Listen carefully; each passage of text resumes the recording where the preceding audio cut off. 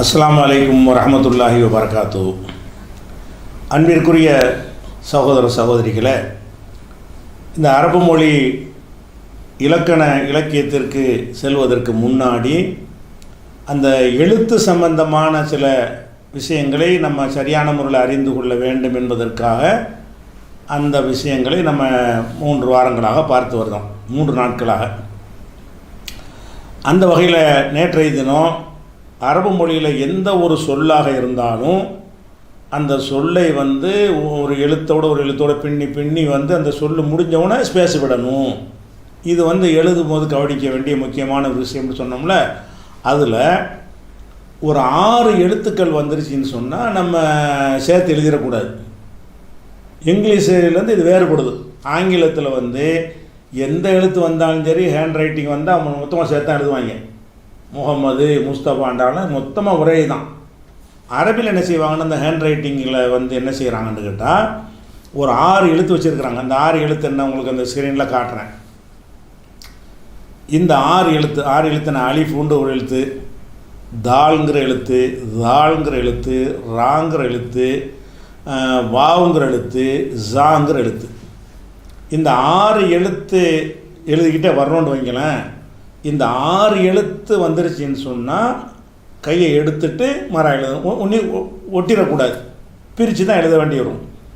அப்போ அந்த 6 எழுத்தை தவிர மற்ற எழுத்துக்கள் வரும்போதெல்லாம் கோர்த்து எழுத வேண்டும். ஒரு சொல்லாக இருந்தால் கூட இந்த 6 எழுத்து வரும்போது மட்டும் பிரித்து விட்ருவாங்க. இதை நீங்கள் விளங்கி கொள்வதற்காக வேண்டி நான் என்ன செய்கிறேன்னு கேட்டால், நீங்கள்லாம் விளங்கி வச்சுருக்கிற அல்ஹம்து சூரா இருக்குது, எல்லோரும் மனப்பாடம் பண்ணி வச்சுருக்கிறீங்க. அந்த அல்ஹம்து சூராவையை நான் எப்படியெல்லாம் அதை பிரித்து பண்ணியிருக்கிறாங்க என்பதை உங்களுக்கு நான் காட்டுறேன் பாருங்கள். இப்போ பிஸ்மின்னு இருக்குதா, பிஸ்மிங்கிறது பிஸ்மில்லாஹிர் ரஹ்மானிர் ரஹீம் இருக்குல்ல, அது உங்களுக்கு குர்ஆனில் எப்படி எழுதியிருக்கும்? பேங்கிறவங்கள பாவையும் சீனையும் மீமையும் ஒட்டி தான் எழுதியிருப்பாங்க, உடைச்சி எழுதியிருக்க மாட்டாங்க. 3 சேர்ந்து ஒரு எழுத்து மாதிரி எழுதியிருப்பாங்க. அப்போ பிஸ்மி, பி ஒன்று இஸ் ஒன்று மீ இருக்குதா, பிஸ்மி. இது வரைக்கும் ஒரு சொல்லு தான். இந்த ஒரு சொல்ல ஒரு எழுத்து எழுதிடுவாங்க. அதுக்கு அடுத்தது இந்த அல்லாஹின்னு இருக்குது, அல்லாஹுங்கிற வார்த்தை. இந்த அல்லாங்கிற வார்த்தையை அவங்க உடைச்சி இருக்கிறாங்க பாருங்கள். அல்லாங்கிற வார்த்தை எப்படி உடைச்சிருக்காங்க? அலிஃபு வந்த உடனே அலிஃபுக்கு அப்புறம் சேர்க்கக்கூடாது. அந்த 6 எழுத்து காட்டின பாருங்கள். 6 எழுத்து முதல் எழுத்து அலிஃபு. இந்த அலிஃபு வந்ததுனால என்ன செஞ்சிட்டாங்கன்னா அலிஃபை தனியாக எழுதிட்டு மற்றதெல்லாம் ஒன்றா சேர்த்துக்கிட்டாங்க. அலிஃபுக்கு அப்புறம் சேர்க்கக்கூடாது. அல்லாஹுங்கிறது எப்படி எழுதுறோம் பாருங்கள். அல்லாஹுங்கிறது 2 துண்டாக எழுதியிருக்கா, பிஸ்மிங்கிறது ஒரு துண்டாக எழுதியிருக்குது.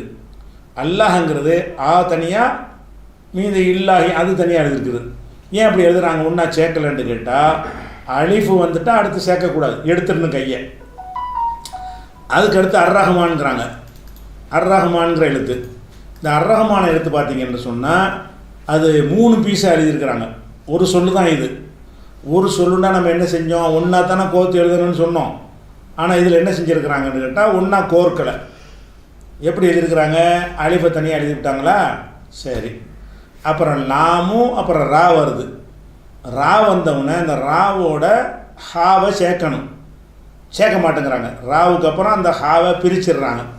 ஏன் பிரிச்சிடுறாங்க? அந்த 6 எழுத்தில் பாருங்கள், ரா இருக்குதா, அந்த 6 எழுத்தில் எது வருது? ரா ஒரு எழுத்து. இந்த ரா வந்துருச்சுன்னா இடைவெளி விட்டு தான் ஆகணும். அந்த ரா வந்ததுனால என்ன செய்கிறாங்கன்னா அர்ரஹ்மான்ங்கிறத பார்த்தீங்கன்னா 3 பீஸாக இருக்குது. எப்படி 3 பீஸாக இருக்குது? அலிஃபு தனி ஒரு துண்டாக இருக்குது, லாமும் ராவும் தனி துண்டாக இருக்கிறது, ஹாவும் மீமும் நூனும் ஒரு துண்டாக இருக்கிறது. ஆனால் ஒரு சொல்லு தான். ஒரு சொல்லுண்டாலும் ஒன்றா கோர்க்கணும்னு சொன்னாலும் மனசில் வச்சுக்கிறன்னு அலிஃபு தாலு ரா ஜா வாவ், இந்த 6 எழுத்து வந்து விட்டது என்று சொன்னால் நம்ம கோர்க்கக்கூடாது. இந்த 6 எழுத்து வராத வரைக்கும் தான் கோர்த்துக்கிட்டு போகணும். அதே மாதிரி அர்ரஹீம்ங்கிறது ஒரு சொல்லு தான் இது. ஆனால் ஒரு சொல்லாக இருந்தாலும் நம்ம ஒரே சங்கிலியாக கோர்த்து எழுதலை. அலிஃபை வந்தோன்னு என்ன செய்கிறோம்னு கேட்டால் தனியாக ஸ்பேஸை விட்டுறோம். லாமுல கொண்டே அந்த அலிஃபை ஒட்டலை. ஏன்னு கேட்டால் அலிஃபுக்கு பிறகு ஒட்டக்கூடாது. பிறகு என்ன செய்கிறோம்? லாமு ராவை எழுதுகிறோம். ராவுக்கு பிறகு ஒட்டக்கூடாதுல, ஸ்பேஸை விட்டுறணும். நம்ம 6 எழுத்தில் வந்து அலிஃபு வருது, ரா வருது, இல்லை அலிஃபு வருது, ரா வருது, இந்த ராவும் வருது, அலிஃபும் வருது. இந்த எழுத்து வந்துச்சின்னு சொன்னால் நம்ம சேர்க்கக்கூடாது. அப்போ ரஹீம் முடிஞ்சிருச்சா. அதுக்கப்புறம் அல்ஹம்துக்கு வாங்க. அல்ஹம்துங்கிற எழுத்து, அல்ஹம்துங்கிறது ஒரு சொல்லு. இதை வந்து ஒரு சொல்லு தான், ஒன்றை தான் எழுதணும். ஆனால் ஒன்றா எழுதினாலும் ஒரே ஒரு எழுத்தை மட்டும் தனியாக விட்டுவிட்டாங்க. லாமோட ஹாவை சேர்த்து விட்டாங்க, ஹாவோட மீமை சேர்த்து விட்டாங்க, மீமோட தாளை சேர்த்து விட்டாங்க. ஆனால் அலிஃபை மட்டும் தனியாக விட்டு விட்டாங்க. முதல் எழுத்து இருக்குல்ல அலிஃபு, ஏன் விட்டுட்டாங்கன்னு கேட்டால் அலிஃபுக்கு அப்புறம் கோர்க்கக்கூடாது. 6 எழுத்தில் ஒரு எழுத்தாக இருக்கிறதுனால அல் ஹம்துங்கிறத ஆவை தனியாக எழுதிவிட்டு அப்புறம் இல் ஹம்து இப்படி தான் என்ன செய்யணும், ஒன்றா எழுதணும். அதுக்கப்புறம் வந்து லில்லாஹிங்கிறத ஒரே மாதிரி எழுதிவிட்டாங்க. ஏன், அது ஒரு சொல்லு சேர்த்தான் எழுதணும். அதுக்கப்புறம் ரப்பிங்கிறதுல 2 சொல் தான் இருக்குது, ஆனாலும் அது 2ஆக தான் எழுதியிருக்கிறாங்க, சேர்க்கலை. ரப்பு என்பதில் ரா என்கிற எழுத்தோட பாவை கொண்டே சேராது, அது சேரவும் செய்யாது, சேர்க்க முடியாது. அதனால என்ன செய்கிறாங்க, ராவை தனி பா தனி ஸ்பேஸ் விட்டுருக்குறாங்க. அது ஸ்பேஸ் நீங்கள் விடாட்டாலும் அதை கம்போஸ் பண்ணால் அதுவாக விட்டுரும், சேர விட்டாது. ஏன்னு கேட்டால் இந்த ரா வந்து இந்த 6 எழுத்தில் ஒரு எழுத்தாக இருக்குது.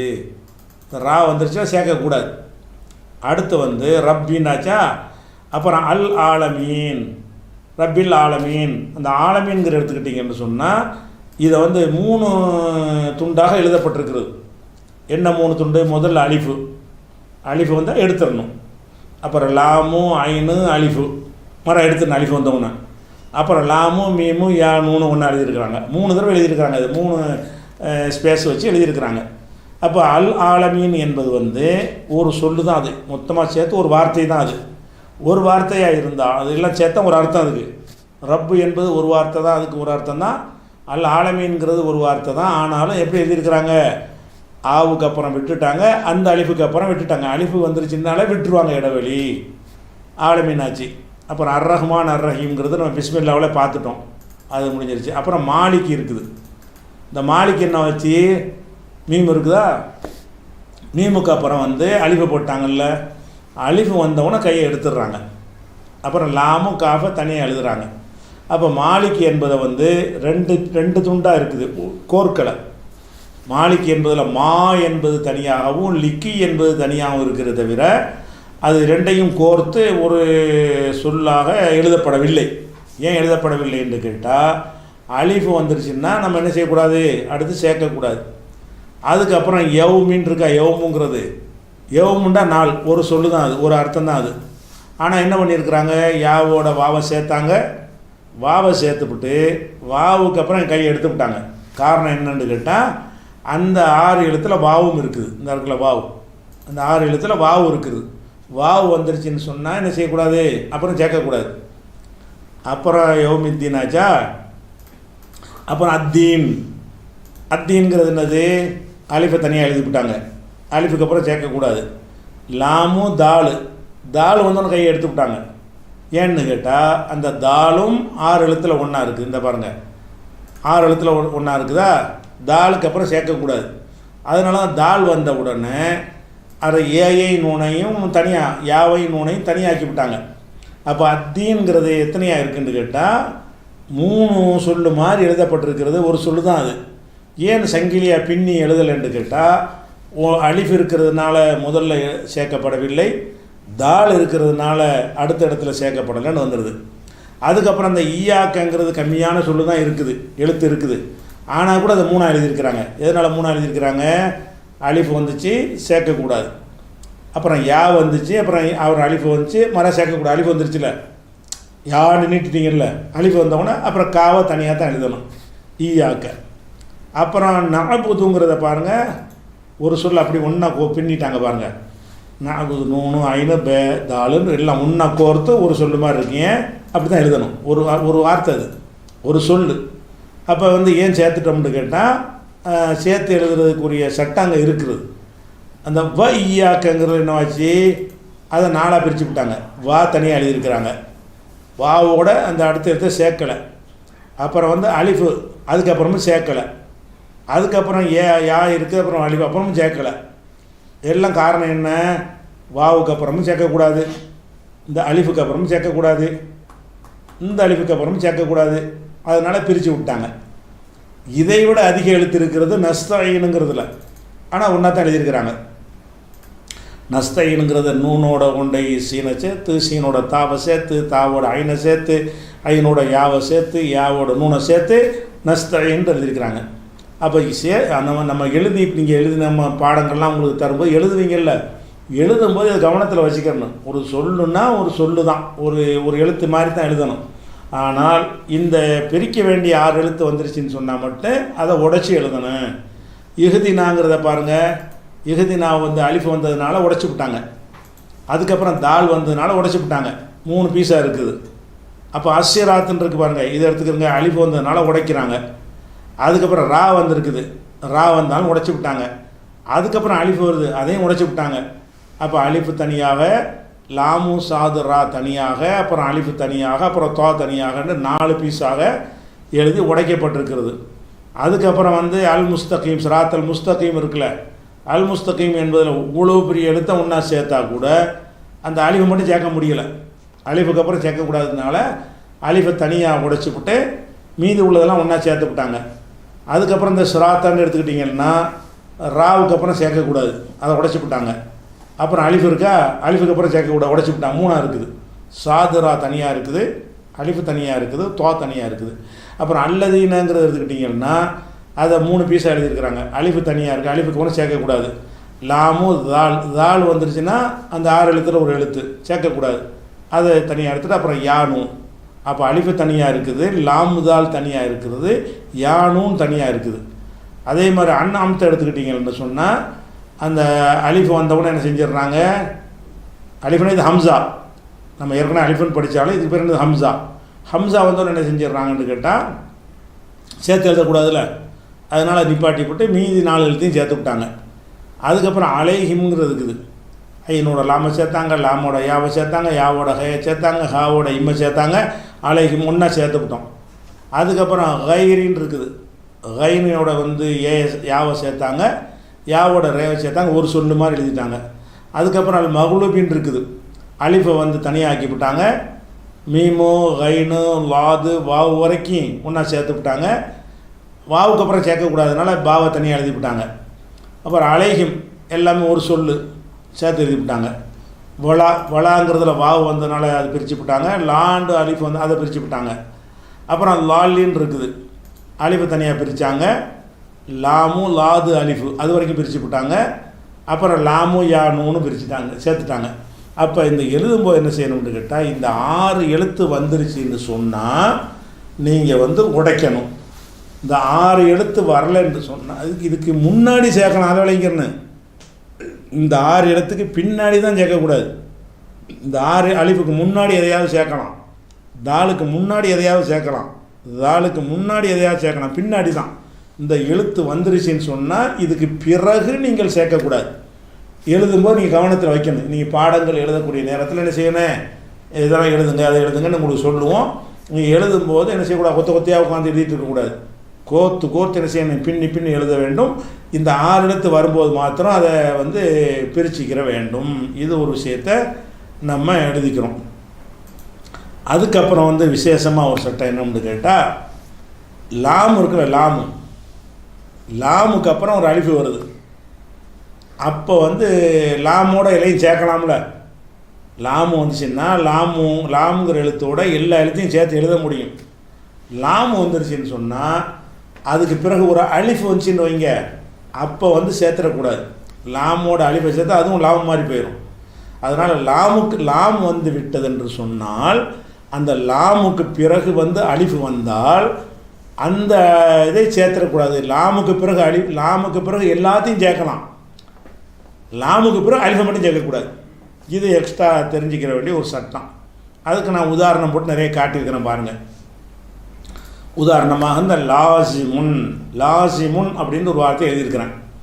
இந்த இடத்துல லாமு போட்டுட்டேன், லாமுக்கு அப்புறம் அலிஃபு போட்டிருக்கேன்னா அந்த அலிஃபையும் எல்லாமே நான் சேர்க்கலை.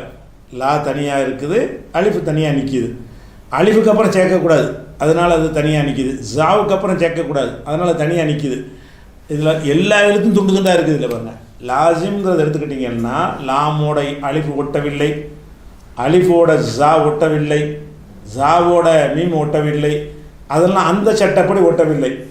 நம்ம இப்போ புது சட்டம் தெரிஞ்சுக்கிட்ட விஷயம் என்னென்னு கேட்டால், லாமுக்கு பிறகு அலிஃபு வந்தால் ஒட்டக்கூடாது.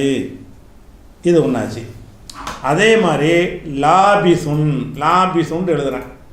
இப்படி எழுதக்கூடிய நேரத்தில் லாமு வந்துருச்சு, அலிஃபு வருதா, அலிஃபை தனியாக தான் எழுதணும், லாமோட அலிஃபை சேர்க்கவே கூடாது. அதுக்கப்புறம் உதாரணம் தலாசம பல விதமாக எழுதி காட்டுறேன் உங்களுக்கு. காட்டினா என்ன வச்சு, லாமுக்கு அப்புறம் அலிஃபு இருக்கா, அந்த அலிஃபை தனியாக தான் எழுதணும். ஃபலாஹுன்னு எழுதுகிறோம், ஃபாவோட லாமை சேர்த்துடுறோம், லாமோட அலிஃபு வந்துச்சு சேர்க்கலை, அலிஃபை தனியாக போட்டு விட்டோம். அலிஃபுக்கு அப்புறம் சேர்க்கக்கூடாது, அந்த பொது சட்டம். அதனால் இப்படி எழுதிடுவோம். இப்போ சலாம் அலைக்கும்லாம் சொல்கிறோம், சலாமுங்கிறோம். சலாமில் என்ன செய்கிறோம், சீன் என்ற எழுத்தோட லாமை சேர்க்குறோம். லாமுக்கு அப்புறம் அலிஃபு வரும்போது அந்த அலிஃபு சாஞ்சாப்புல ஸ்டைலுக்கு அப்படி போட்டிருக்கிறாங்க. இப்போ நீட்டுக்கிட்டு தான் இருக்கணும் அலிஃபு, இருந்தாலும் ஸ்டைலுக்கு என்ன செய்வாங்கன்னா, இந்த அலிஃபு லாமோட உள்ள அலிஃபு அப்படியே சைஸாக பார்க்க அழகாக இருக்கட்டும்ங்கிறதுக்காக ஒரு வளைச்சி போட்டிருப்பாங்க. அப்போ அந்த அலிஃபு வந்து தனியாக என்ன செய்யுது, நிற்கிது. அப்போ லாமுக்கு அப்புறம் அலிஃபை சேர்க்கக்கூடாது. அதே மாதிரி அல்லாமாங்கிறோம், ஐயனோட லாமை சேர்க்குறோம். லாமுக்கு அப்புறம் அலிஃபு வந்தவுடனே அலிஃபை தனியாக தான் ஆக்கிடுறோம்.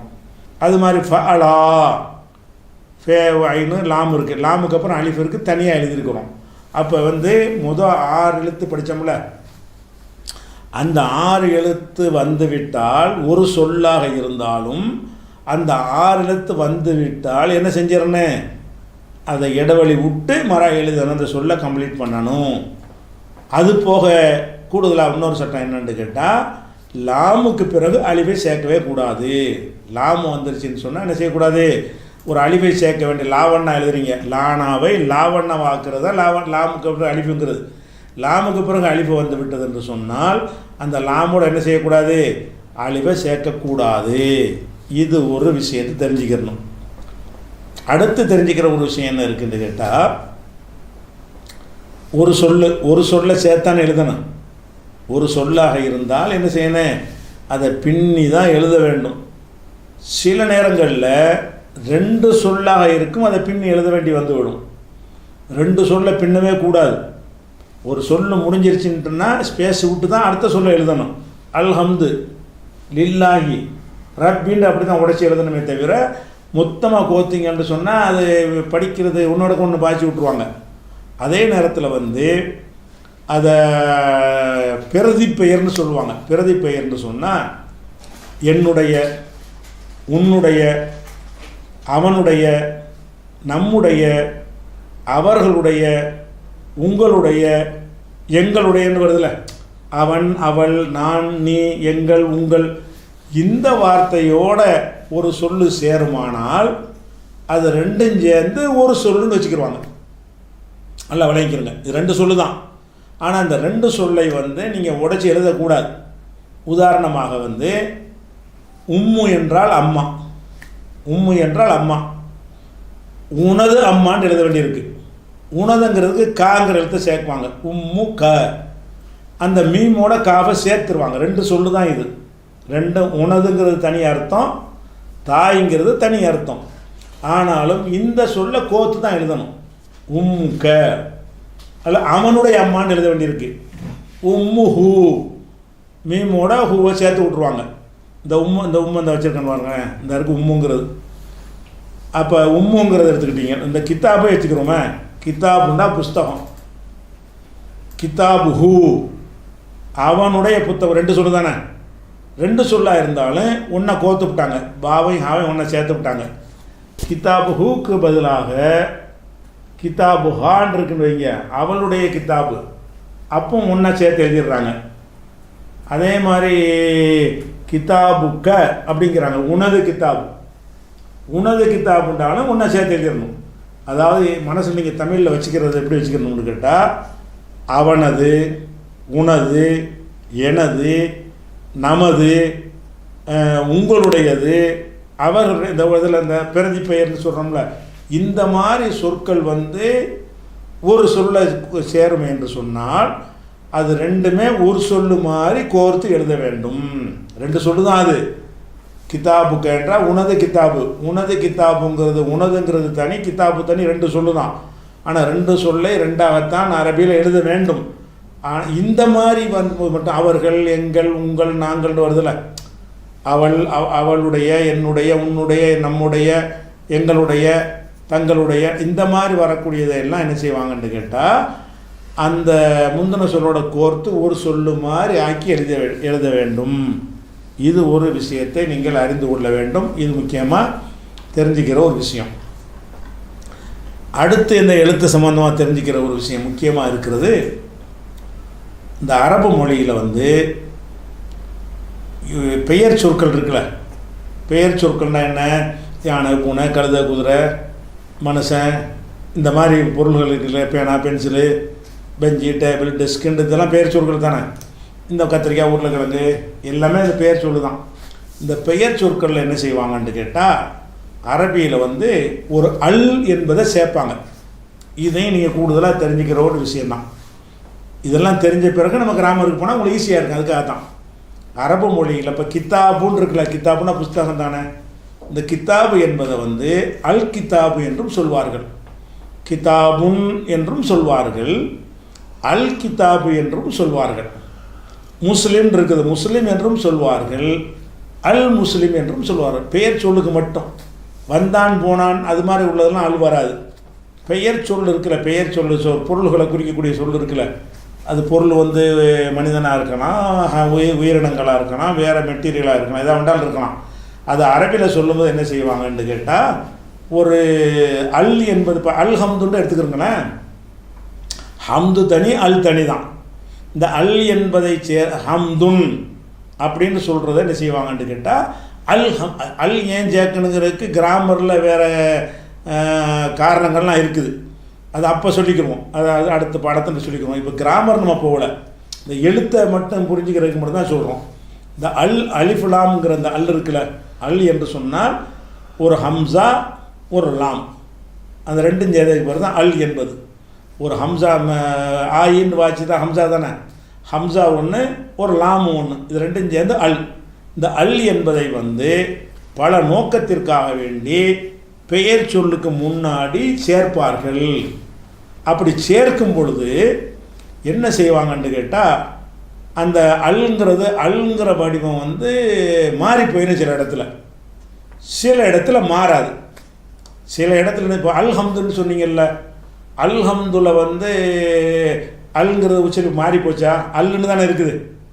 இப்போ அந்த அல்ஹம்து முதல் ஒரு படம் போட்டு காட்டினான்ல, அந்த படத்துக்கு வந்தீங்கன்னு சொன்னால் இப்போ அல்ஹம்து இருக்குது பாருங்கள். இந்த அல்ஹம்துல வந்து அல் என்பதை அல் என்று தானே வாசிக்கிறீங்க. அது மாதிரி அல் ஆலமீன்கிறத அல் என்று தான் வாசிக்கிறீங்க. அதே நேரத்தில் அல் ரஹ்மான் இருக்குது, அல் ரஹ்மான் நம்ம வாசிக்கிறோமா? அர் ரஹ்மான்றோம், இதெல்லாம் அல் தான் இருக்குது. அதாவது அல் ரஹ்மானில் அல் இருக்குது, அதை அந்த லாமை காலி பண்ணிடுறோம்.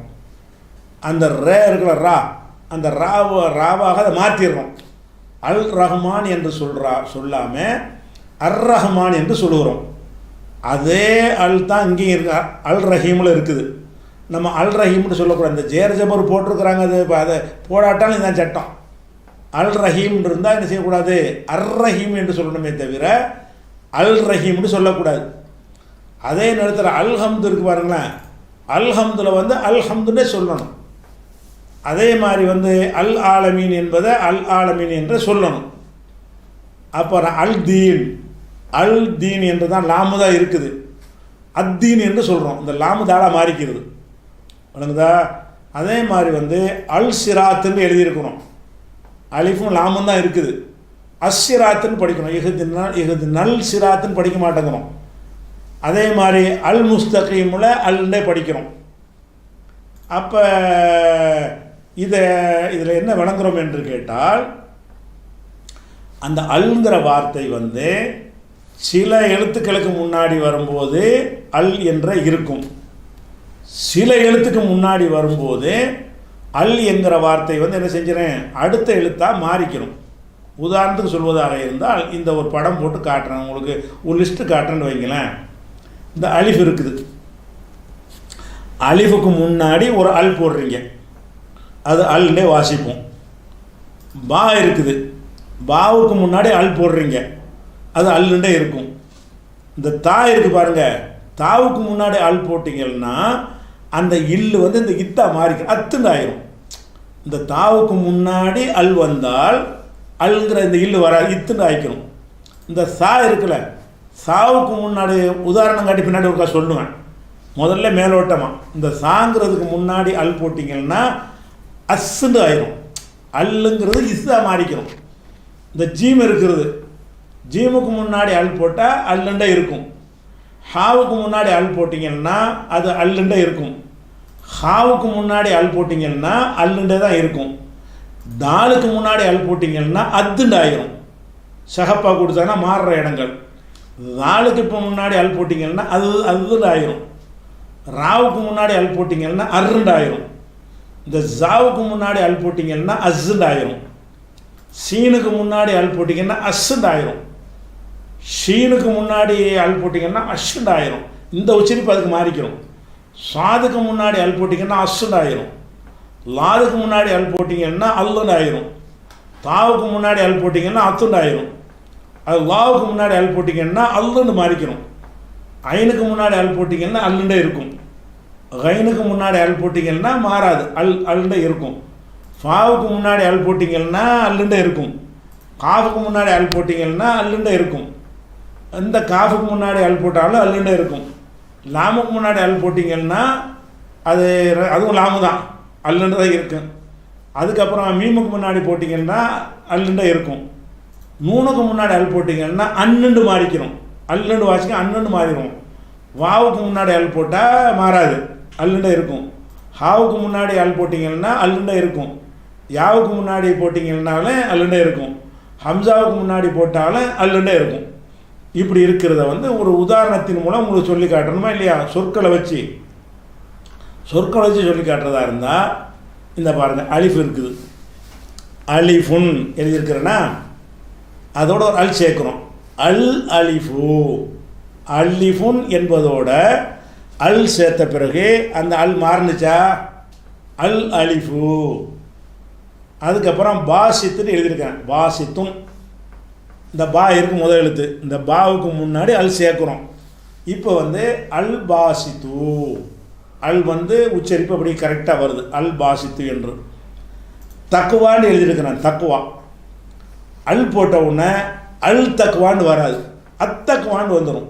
இந்த லாமு காலி ஆகிப்போம். லாமு வந்து இருக்கு, அந்த தா வந்து டபுள் ஆகிக்கிறோம். அப்போ தக்குவா என்பதில் ஒரு அல் போட்ட உடனே அல் தக்குவான்னு வராமல் அத்தக்குவான்னு வந்துடும். அதே மாதிரி சல்ஜுங்கிற வார்த்தை, இதை அல் சேர்க்குறீங்க, சேர்த்தா அல் காலி ஆகிரும். அஸ்ஸல்ஜு தான், அல் சல்ஜு என்று எழுதியிருக்கும். நம்ம எப்படி சொல்ல மாட்டோம், அல் சல்ஜுன்னு சொல்லுவோம், அஸ்ஸல்ஜுன்னு சொல்லுவோம். உங்களுக்கு இந்த ஃபத்தஹு கசர்லாம் போட்டதுனால நீங்கள் கரெக்டாக வாசிச்சிருக்கீங்க. ஒன்றும் போட மாட்டாங்க, போடாமல் அப்படி தான் வாசிப்போம், லாம காலி பண்ணிடுவோம், அஸ்ஸல்ஜு. அதுக்கப்புறம் ஹிக்மத்துன்னு இருக்குது, இதில் வந்து அல் சேர்க்குறீங்க, அல் ஹிக்மத்து மாறலை. அதே மாதிரி ஹபருன்னு இருக்குது, ஹா இருக்குது, எல்லா எழுத்துக்கும் போட்டு காட்டியிருக்கிறேன், அதில் அல் போடுறீங்க, அல் ஹபரு மாறவில்லை.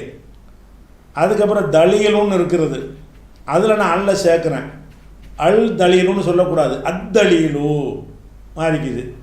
திக்ருங்கிற வார்த்தை இருக்குது, இதில் நம்ம அல்லு சேர்க்குறேன், அது திக்ருன்னு படிக்கணுமே தவிர அல் திக்ருன்னு படிக்கக்கூடாது. சில பேர் வழங்காமல் மேரானம் அப்துல் ரஹ்மான்லாம் படிப்பாங்க, அப்துல் ரஹ்மான்ங்கிறாங்க, இல்லை அப்துல் ரஹ்மான் படிக்க அப்துல் ரஹ்மான் தான். சரி, இப்போ ரஹமத்து இருக்குது, ரஹமத்துன், அதில் அல் போட்ட உடனே அல் ரஹமத்து சொல்லக்கூடாது, அர் ரஹமத்து. ஜுஜாஜ் இருக்கிறது, அல் போடுறோம், அல் ஜுஜாஜுன்னு சொல்லக்கூடாது, அஸ்ஸுஜாஜு. சலாம் இருக்கிறது, அதில் அல் போடுறோம், அல் சலாமு. நம்ம அஸ்ஸலாமு கரெக்டாக சொல்லி அஸ்ஸலாமு அலைக்குங்கிறோமே, ஆனால் எழுதுகிற லாம் தான் போட்டு எழுதுகிறோம், அல் சலாமுன்னு எழுதுகிறோம், அஸ்ஸலாமுன்னு படிக்கிறோம். சுக்குரு இருக்கிறது, அல் சேர்க்குறோம், அஷ்ஷுக்குரு. சாது இருக்குது, சபுரு இருக்கிறது, அல் சேர்க்குறோம், அல் சபுருன்னு சொல்லக்கூடாது, அஸ்ஸபுரு. அது மாதிரி லாரிபுன் அப்படிங்கிறோம், அல் லாரிபுன்னு இல்லாமல் லாதா மாற்றிக்கிறோம், இப்படி மாறிக்கிறோம். தாரிக்குன்னு இருக்கிறது, அல் தாரிக்குன்னு சொல்லக்கூடாது, அத்தாரிக்கு. லாலிமுன் இருக்கிறது, அல் லாலிமுன்னு லோயை மாறிக்கிறோம். ஐன் இருக்கிறது, அல் இல்மு, இல்முன் அல் இல்மு மாறல. குலாமுங்கிற வார்த்தை இருக்கிறது, அல் சேர்க்குறீங்க, அல் குலாமு கரெக்டாக இருக்கிறது. ஃபலாஹுங்கிறது இருக்கிறது, அதில் அல்ல சேர்க்குறீங்க, அல் ஃபலாஹு. கபருங்கிற வார்த்தை இருக்கிறது, அல் சேர்க்குறீங்க, அல் கபர் மாறல பாருங்கள், அல்லுட வருது. காஃபிருங்கிற வார்த்தை இருக்குது, அல் காஃபிரு மாற மாட்டேங்குது. லம்சுன்ற வார்த்தை இருக்குது, லாமு, அல் லம்சு. இதை மாறுனுச்சுன்னு சொல்லலாம், மாறலன்னு சொல்லிக்கலாம், ரெண்டு லாம்பு தானே, அது சஸ்பென்ஸாக வச்சுக்கிடலாம். முஸ்லீம்ங்கிற வார்த்தை இருக்குது, அல் முஸ்லீமு மாறலை. நூறுங்கிற வார்த்தை இருக்குது, அல் நூறு, அல் நூறு சொல்லக்கூடாது, அந்நூறு. வஹாபுங்கிறது இருக்குது, அல் வஹாபு மாறலை, இல்லு உச்சரி போகிறது. ஹிபத்துன் ஹாங்கிற எல்லா இடத்துக்கும் ஒரு உதாரணம் போட்டு காட்டியிருக்கிறேன். அல் ஹிபத்து மாறலை. யாக்கூத்துன்னு வார்த்தை இருக்குது, அல் யாக்கூத்து மாறலை. அப்போ சில இடத்துல மாறுது, சில இடத்துல மாறலைன்னு கண்டுபிடிச்சிட்டிங்களா? இது குறித்த கூடுதல் விவரத்தை இன்ஷா அல்லாஹ் என்ன செய்வோம், நம்ம நாளைக்கு பார்ப்போம்.